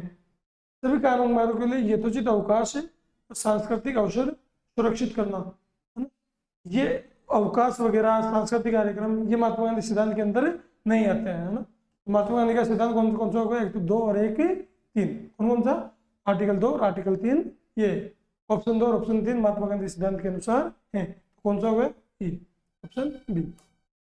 बाकी महात्मा ये गांधीवादी सिद्धांत हो गया, समाजवादी सिद्धांत हो गया, राजनीतिक सिद्धांत हो गया, इन सब के बारे में जब अपन डीपीएसपी के बारे में जो डिटेल से एक्सप्लेन करेंगे उसके अंदर पढ़ेंगे। ये तो अभी एमसीक्यू है, तो एमसीक्यू के अंदर अपन इतना ही इनके बारे में जान सकते हैं, ठीक है। नेक्स्ट क्वेश्चन, निम्न से कौन सा एक राज्य के नीति निर्देशक सिद्धांतों में सम्मिलित है। देखो, राज्य देश के पर्यावरण के संरक्षण एवं संवर्धन का प्रयास करेगा, ये कहाँ पे लिखा हुआ है, ये आर्टिकल 48A में लिखा हुआ है, ठीक। इसके अलावा राज्य किसी व्यक्ति को कानून की समक्ष समानता से मना नहीं करेगा, यानी कानून की समक्ष समानता रहेगी, ये कहाँ पे लिखा हुआ है, ये आर्टिकल 14 में लिखा हुआ है ना, आर्टिकल 14 में लिखा हुआ है ना, कानून की समक्ष समता व विधि का समान संरक्षण, अपन ने पढ़ा था मौलिक अधिकार, वहां पे लिखा हुआ है ये, ठीक। राज्य किसी व्यक्ति को उसके धर्म, कुल, जाति, लिंग और जन्म स्थान के आधार पर प्रवृत्त नहीं करेगा, ये कहाँ पे लिखा हुआ है, ये आर्टिकल 15 में लिखा हुआ है, ये भी अपना पढ़ा हुआ है ना, ये अपना पढ़ा हुआ है मौलिक अधिकार के अंदर। इसके अलावा अस्पृश्यता का प्रवर्तन, है ना, अस्पृश्यता का जो उन्मूलन है वो आर्टिकल 17 में लिखा हुआ है। तो ये बोल रहा है कि कौन सा डीपीएसपी में, अपने को पता है डीपीएसपी आर्टिकल 36 से आर्टिकल 51 तक आती है, तो आर्टिकल 36 से 51 के बीच में तो केवल आर्टिकल 48A है, यानी अपना जो ऑप्शन ए है इसका सही आंसर हो जाएगा, ठीक। नेक्स्ट क्वेश्चन, राज्य के नीति निर्देशक सिद्धांत एक ऐसा चेक है जो बैंक की सुविधा अनुसार अदा किया जाता है।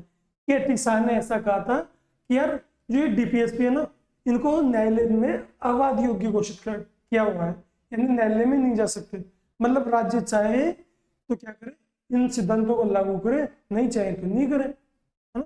ऐसा किसने कहा था, ऐसा के टी शाह ने कहा था कि यार ये तो ऐसा चेक हो गया कि बैंक चाहे तो इसका पैसा ग्राहक को दे दे, नहीं तो नहीं दे, तो क्या बोल दिया कि राज्य के नीति निर्देशक सिद्धांत एक ऐसा चेक है जो बैंक की सुविधा अनुसार अदा किया जाता है, यानी बैंक के ऊपर निर्भर करता है कि बैंक चाहे तो वो जो अपना जो विक्रेता है, जो ग्राहक है, जो कस्टमर है, उसको दे दे पैसे, नहीं तो नहीं दे, ऐसा ये बैंक के ऊपर निर्भर करता है। ऐसा किसने कहा था, ऐसा के टी शाह ने कहा था।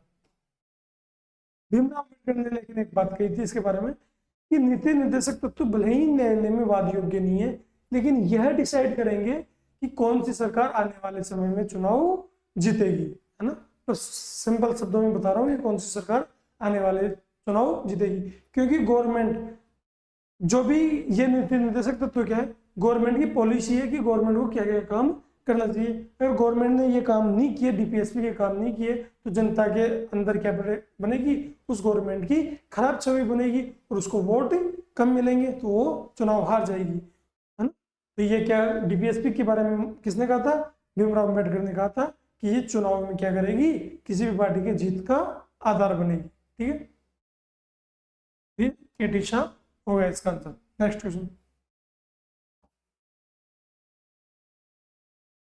भारतीय संविधान के भाग 4 में दिए गए नीति निर्देशक सिद्धांतों में से कौन सा सूचीबद्ध है, इनमें से कौन सा डीपीएसपी के अंदर है। समान कार्य के लिए समान वेतन, आर्टिकल 49, आर्टिकल 39 समान कार्य के लिए समान वेतन। इसके अलावा समान नागरिक संहिता, आर्टिकल 44, कौन सा, आर्टिकल 44 समान नागरिक संहिता। छोटे परिवार का मानदंड, प्राथमिक स्तर पर मातृभाषा में शिक्षा, ये कहाँ पे लिखा हुआ है, ये लिखा हुआ है अपने आर्टिकल 350A में, कौन से में, आर्टिकल 350A में। आर्टिकल 350A भी इसके अंदर नहीं था, है ना। तो इसमें कौन सा ऑप्शन हो जाएगा, ऑप्शन 1 और ऑप्शन 2। तो 1 और 2 कहाँ पे आ गया, ऑप्शन बी इसका सही आंसर हो जाएगा, ठीक। नेक्स्ट क्वेश्चन,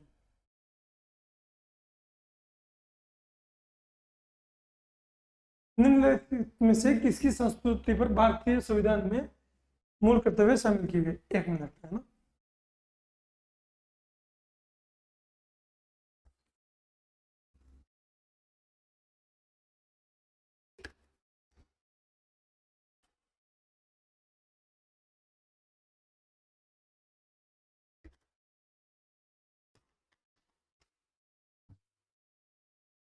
देखो अपने जो नीति निर्देशक तत्व है वो समाप्त हो चुके हैं, उनसे रिलेटेड क्वेश्चन समाप्त हो चुके हैं। अब अपना जो दूसरा टॉपिक है आज का वो कौन सा है, मौलिक कर्तव्य, उनसे रिलेटेड क्वेश्चन आ रहे हैं।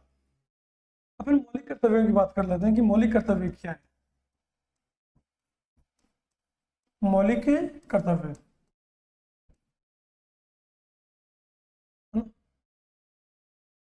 जो फंडामेंटल ड्यूटीज है वो क्या है यार। ये देखो मौलिक अधिकार देखिए, व्यक्तियों को अधिकार दे दिया कि तुम्हारा अधिकार है कि गवर्नमेंट तुम्हारे अधिकार को नहीं छीन सकती।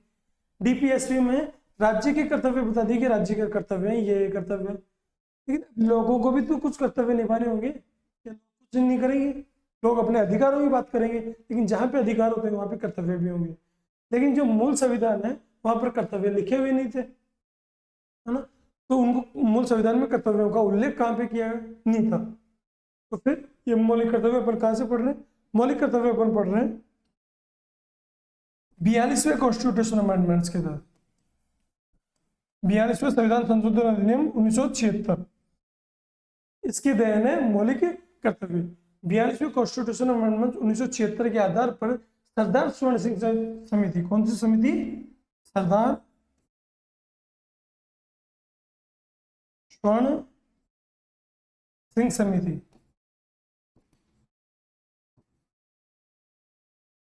की सिफारिश पर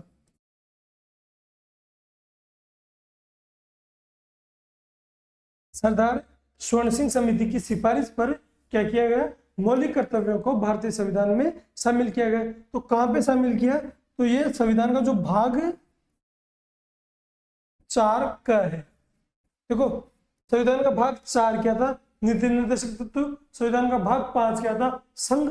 अब इसको कहां पर रखे, है ना। तो इन्होंने सोचा कि मौलिक अधिकार रख दिए, मौलिक नीति निर्देशक तत्व रख दिए, अब मौलिक कर्तव्य भी इनके साथ में रख देते हैं। इनको साथ में रखने के चक्कर में क्या कर दिया, 4 के बाद में 4 का एक भाग बना के इनको रख दिया। तो संविधान में भाग 4 का कहाँ पे आता है? भाग ये मौलिक कर्तव्य कहाँ पे? संविधान के भाग 4 का में। अब आर्टिकल 51 था, अब 51 के बाद में आर्टिकल 52, है ना। आर्टिकल 52 में क्या आ गया?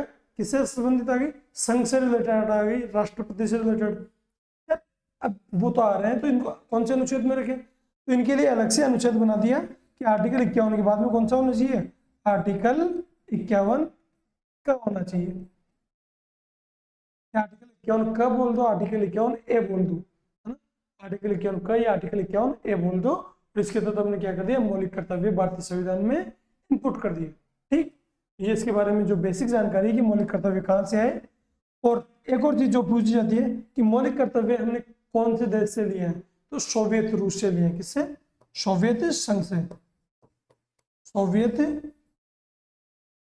संघ या जो अपन बोलते हैं इसको रूस, है ना। सोवियत संघ या रूस से हमने क्या लिया? मौलिक कर्तव्य लिए।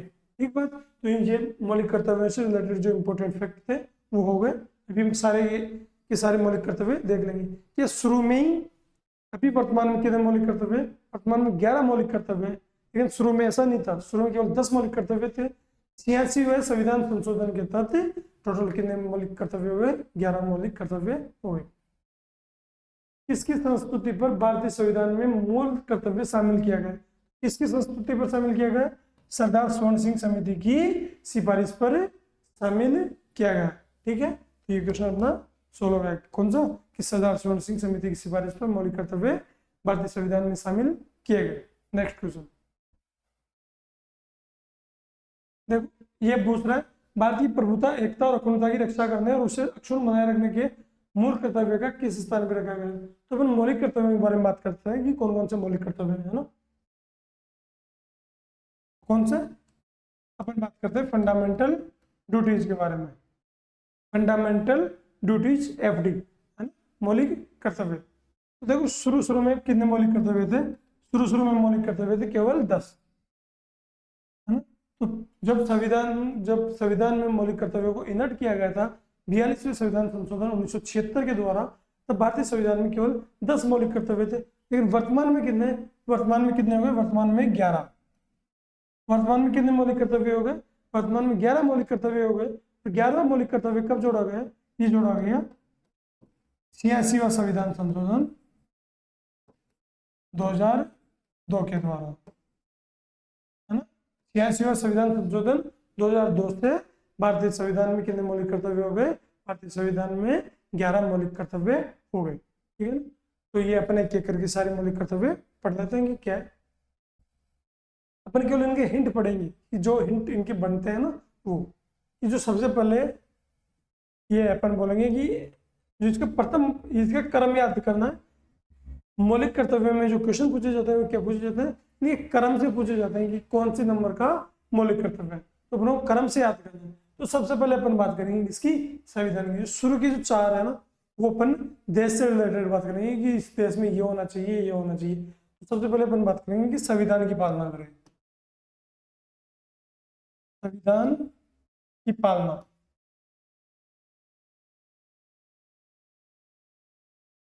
संविधान की पालना करें प्लस साथ में क्या करें, जो अपने संविधान के जो आदर्श है, संविधान की पालना करो और संविधान के जो आदर्श है जैसे राष्ट्रगान, राष्ट्रगीत, अपने जो स्मृति चिन्ह है इन सब की क्या करो, इज्जत करो। राष्ट्रगान, राष्ट्रगीत, हाँ राष्ट्रगान या राष्ट्रगीत का आदर करो, है ना। तो अपन केवल शॉर्ट फॉर्म में लिखेंगे कि संविधान का पालन करो और उस राष्ट्रगान और राष्ट्रगीत का आदर करो, ऐसा बोला गया अपने जो प्रथम मौलिक कर्तव्य है इसके अंदर। तो दूसरा मौलिक कर्तव्य इसमें क्या बोला है? दूसरा मौलिक कर्तव्य में बोला गया है किसके बारे में? जो अपने स्वतंत्रता आंदोलन से संबंधित है ना, कि जो अपने राष्ट्रीय आंदोलन को प्रेरित, स्वतंत्रता के समय जो राष्ट्रीय आंदोलन था उसको प्रेरित करने वाले जो उच्च आदर्श है ना उनकी क्या करना चाहिए, हमें आदर करना चाहिए। तो राष्ट्रीय आंदोलन, राष्ट्रीय आंदोलन के उच्च आदर्शों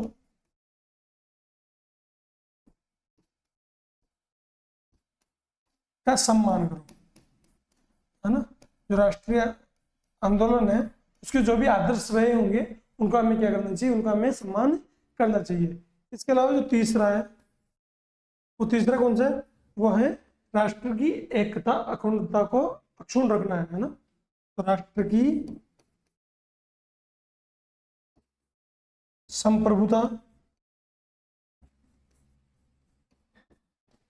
एकता व अखंडता, राष्ट्र की एकता, ये राष्ट्र की संप्रभुता, एकता व अखंडता को क्या, ये अखंडता को क्या करो, अक्षुण्ण बनाए रखो, है ना। अखंडता को अक्षुण्ण बनाए रखो, क्या करो, अक्षुण्ण बनाए रखो, यानी इसको क्षीण नहीं होने दो, अक्षुण्ण बनाए रखे। तो ये होगा 3। इसके अलावा जो चौथा इसके अंदर फोर्थ पॉइंट वो क्या है ना। अपने को 4 शुरू की 4 ऐसे याद रखने कि जो देश से रिलेटेड है, कि संविधान की पालना हो गई, राष्ट्रगान राष्ट्रगीत का आदर हो गया, राष्ट्रीय आंदोलन के उच्च आदर्शों का सम्मान हो गया, इसके अलावा राष्ट्र की संप्रभुता, एकता व अखंडता को अक्षुण्ण बनाए रखना। इसके अलावा जो चौथा पॉइंट है कि अगर जब देश को जरूरत पड़ा ना तब आप चले जाओ देश सेवा के लिए, है ना, कि आह्वान किए जाने पर देश सेवा के लिए हाजिर होना। आह्वान किए जाने पर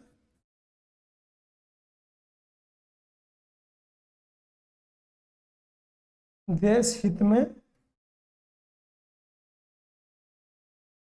तत्पर रहना। कल अपने को पाकिस्तान से जंग हो जाए, हालांकि पाकिस्तान से जंग में तो कोई ज्यादा खतरा है नहीं ना, लेकिन पाकिस्तान से जंग हो जाए, हमें आर्मी की जरूरत पड़ जाए, तो हमें नौजवानों को क्या होना चाहिए, नौजवानों को देश हित में आह्वान किए जाने पर देश हित के लिए तत्पर रहना चाहिए। तो ये अपने क्या हो गए, 4 मौलिक कर्तव्य हो गए। 5वां मौलिक कर्तव्य किसकी बात करता है ना? 5वां मौलिक कर्तव्य बात करता है इसकी, कि 5 अंगुलियां हैं, सारी अलग अलग है लेकिन सबको साथ में रहना है, यानी सामाजिक समरसता की बात करता है। किसकी बात करता है ये?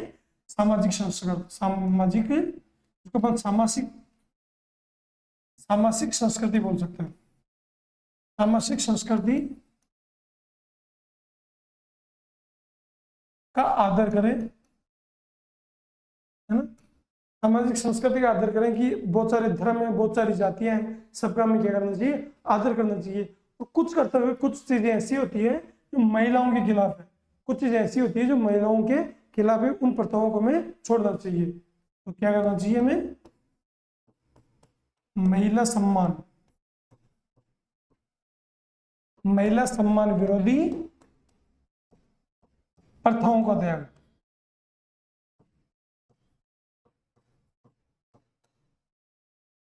महिला सम्मान विरोधी प्रथाओं का त्याग करना चाहिए। और शायद यही वजह है कि ये जो अपना मौलिक कर्तव्य है ना, यही हमें एक सीख देता है कि जो सती प्रथा जैसी जो प्रथाएं हैं ना, उनको समाप्त किया जाना चाहिए, क्योंकि महिला सम्मान के विरोध में है ना? ठीक है। इसके बाद में जो अपना 6 पॉइंट है, 6 पॉइंट क्या बोलता है, 6 पॉइंट बोलता है अपना ये संस्कृति से रिलेटेड है, जो अपनी अलग अलग संस्कृति है उससे रिलेटेड। ये 6 पॉइंट क्या होगा, जो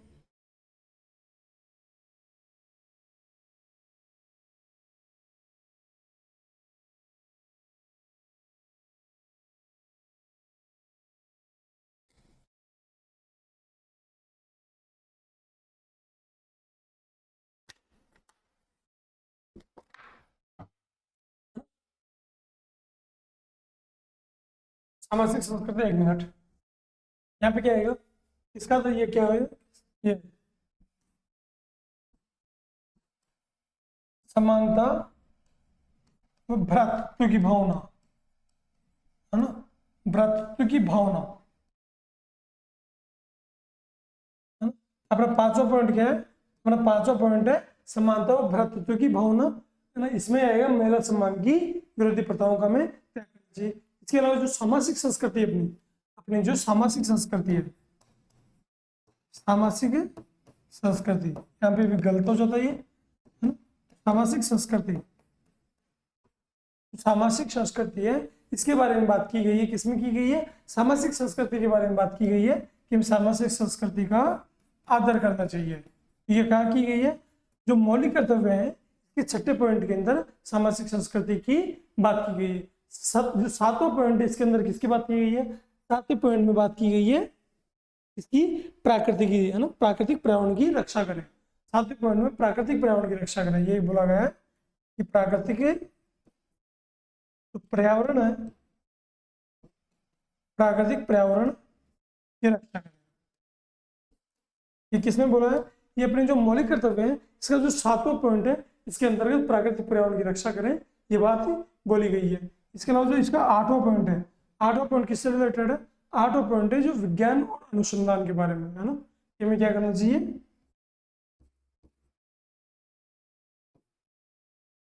जो वैज्ञानिक सोच हो गई, है ना, वैज्ञानिक सोच हो गई, मानववाद हो गया, इन सबको क्या करना चाहिए, इन सबको आगे बढ़ाने के लिए हमें दृष्टिकोण अपनाना चाहिए। वैज्ञानिक दृष्टिकोण हो गया, है ना, जो मानव वैज्ञानिक दृष्टिकोण हो गया, मानववाद हो गया, इन सबसे रिलेटेड वैज्ञानिक दृष्टिकोण, इसके अलावा मानववाद हो गया, है ना, इन सब के बारे में हमें सोचना चाहिए। ये अपने बोलता है 8वां पॉइंट। 9वां पॉइंट क्या बोलता है,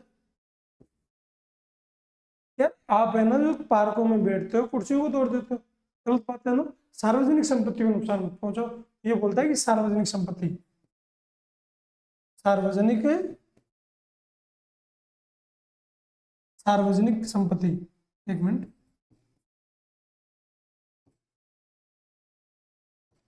सार्वजनिक संपत्ति की रक्षा करें,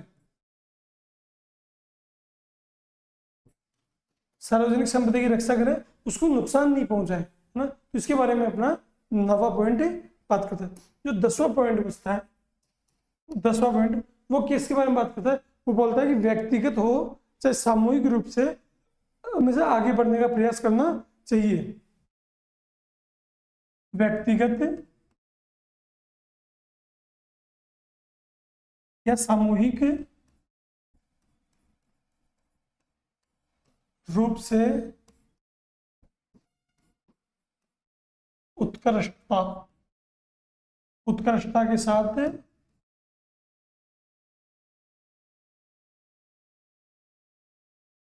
उत्कृष्टता के साथ आगे बढ़े, है ना। व्यक्तिगत या सामूहिक रूप से उत्कृष्टता के साथ क्या करो, आगे बढ़ो, ये बोलता है आर्टिकल। ये अपना मौलिक कर्तव्य का 10वां पॉइंट। तो मौलिक कर्तव्य का 11 पॉइंट है, वो क्या बोलता है? 11 पॉइंट क्या डायरेक्ट जोड़ दिया गया था? नहीं, ये जोड़ा गया था 11 पॉइंट 86वें संविधान संशोधन। कौन सा? 86वां संविधान संशोधन 2002 के थ्रू, है ना। 86वें संविधान संशोधन 2002 के तहत 11 पॉइंट जोड़ा गया था। और ये क्या बोलता है कि माता पिता का कर्तव्य है कि, यहाँ पे बोला माता पिता का कर्तव्य, है ना। माता पिता का कर्तव्य है कि वह अपने बच्चों को क्या करे, अपने बच्चों को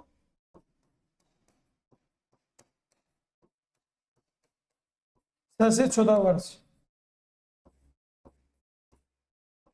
तक शिक्षा उपलब्ध करवाए।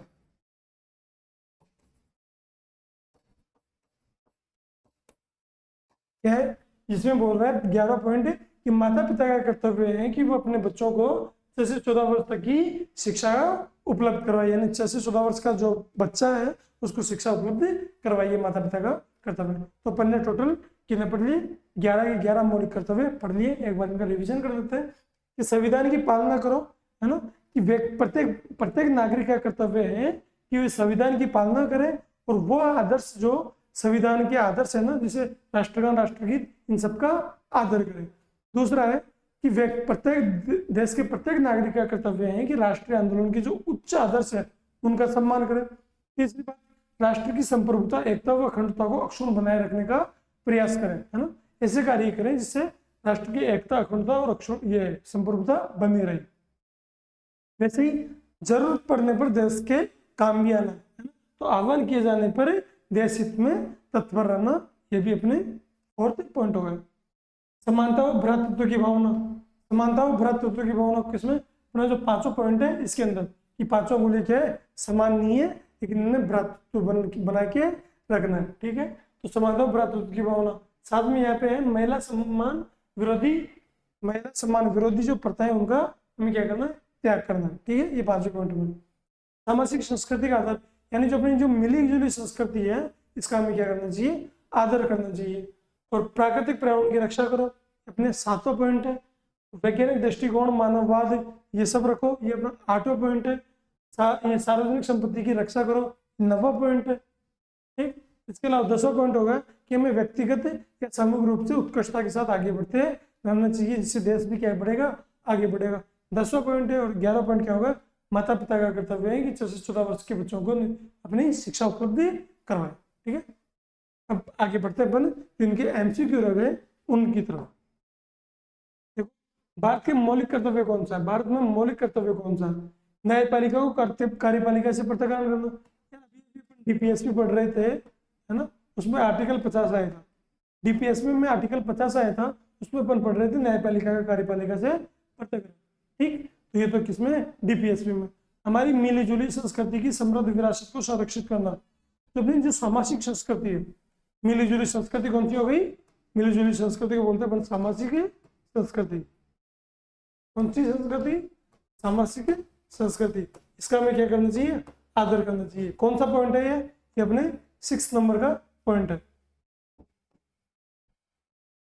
ये देखो, अपने 6 नंबर का पॉइंट क्या है? सामाजिक संस्कृति का हमें आदर करना चाहिए, है ना।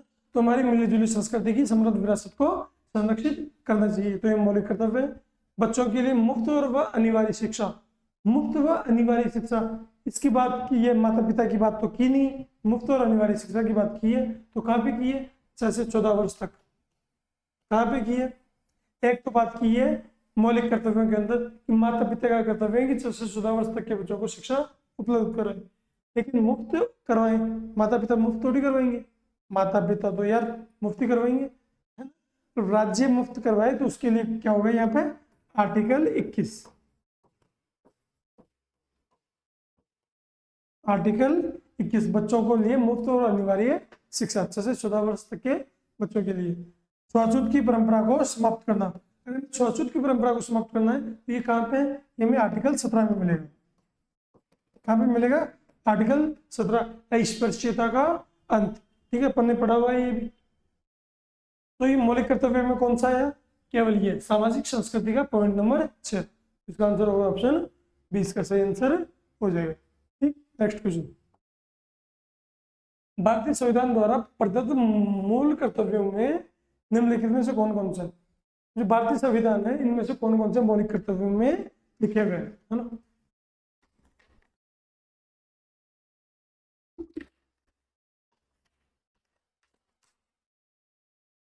भारतीय संविधान द्वारा मौलिक कर्तव्यों में कौन कौन सा, मिश्रित संस्कृति की समृद्ध विरासत की रक्षा करना। अभी भी अपन ने पढ़ा कि जो अपनी सामाजिक संस्कृति है ना उसके में क्या करना चाहिए, रक्षा करनी चाहिए। तो मौलिक कर्तव्यों का जो पॉइंट नंबर 6 है, मौलिक कर्तव्य का पॉइंट नंबर 6, ये मिश्रित संस्कृति की बात कर रहा है। मिलीजुली संस्कृति या सामाजिक संस्कृति या मिश्रित संस्कृति एक ही बात होती है। सामाजिक अन्याय से कमजोर वर्गों की रक्षा करना, ये अपने दिया हुआ है कि मौलिक कर्तव्य है, ये तो नहीं दिया हुआ मौलिक कर्तव्य। ये कहाँ पे दिया हुआ है, ये अपने आर्टिकल 46 में दिया गया है। कहाँ पे, आर्टिकल 46 में दिया हुआ है डीपीएसपी में। वैज्ञानिक मनोदशा और खोज की भावना का विकास करना, ये कहाँ पे दिया हुआ है, अपना जो 8वां पॉइंट है मौलिक कर्तव्य का जो 8वां पॉइंट है ना, वो वैज्ञानिक दृष्टिकोण, मानववाद, इन सबको आगे बढ़ाता है। वैज्ञानिक दृष्टिकोण हो गया, अनुसंधान हो गया, इन सब के बारे में ना 8वां पॉइंट बात करता है। ठीक, ये मौलिक कर्तव्य की बात होगी।